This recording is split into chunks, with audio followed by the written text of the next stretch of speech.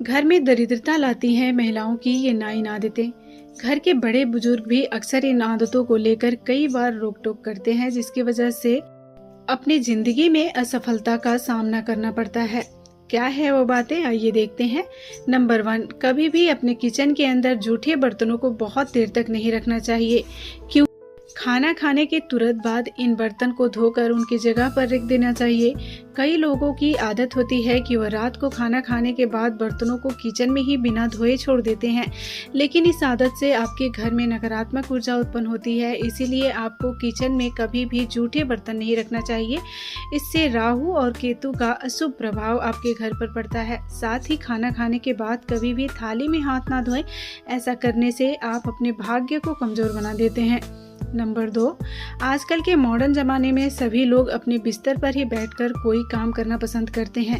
TV देखते हुए बिस्तर पर ही खाना खाना शुरू कर देते हैं, लेकिन ये आदतें बहुत बुरी हैं। इससे घर में लक्ष्मी हमेशा के लिए नाराज हो जाती हैं। वास्तुशास्त्र में बिस्तर पर बैठकर खाना खाने के लिए मना किया गया है। वास्तु के हिसाब से बिस्तर पर बैठकर खाना खाने वाले लोग कभी भी तरक्की नहीं कर पाते और धीरे धीरे कंगाली की तरफ चले जाते हैं। बिस्तर पर खाना खाने से हमारा बिस्तर जूठा हो जाता है, जिस घर की सुख शांति भंग हो जाती है। कई बार महिलाएं आलस के कारण खाना बनाकर रसोई को गंदा छोड़ देती हैं, जिससे रसोई घर में दरिद्रता फैल जाती है और धन की वृद्धि रुक जाती है। नंबर 3, शास्त्रों में व्यक्ति को सोने और जागने का समय निर्धारित किया गया है। सूर्योदय से पहले जगना और रात्रि के समय सोना बहुत ही अच्छा बताया गया है। आज के समय में आलस के कारण कुछ लोग सूर्योदय और सूर्यास्त के समय सोते ही रहते हैं, जो कि बहुत ही अशुभ माना जाता है। मान्यता है कि इससे माता लक्ष्मी उस व्यक्ति से नाराज हो जाती हैं और उसका घर छोड़कर हमेशा के लिए चली जाती हैं। गोधूली की बेला का समय पूजा पाठ के लिए बिल्कुल सही माना गया है। इस वक्त सोना या लेटना बहुत अशुभ होता है।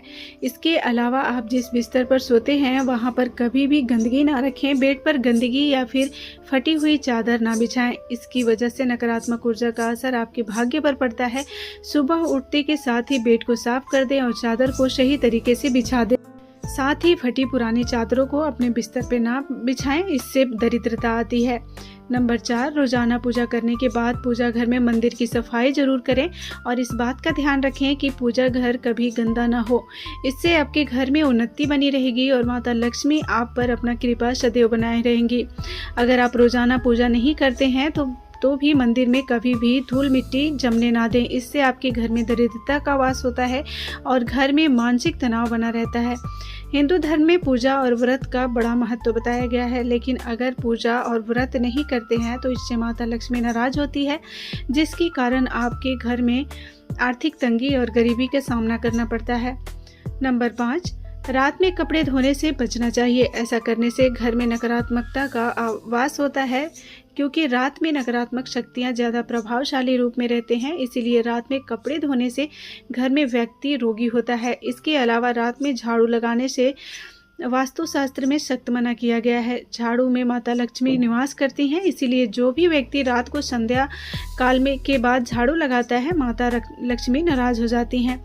कुछ लोगों की आदत ऐसी भी होती है कि वह स्नान करने के बाद अपने बाथरूम को गंदा छोड़ देते हैं और अपने दूसरे काम में लग जाते हैं। ऐसे लोगों की ये आदत उनके जीवन में परेशानियां खड़ी कर सकती है।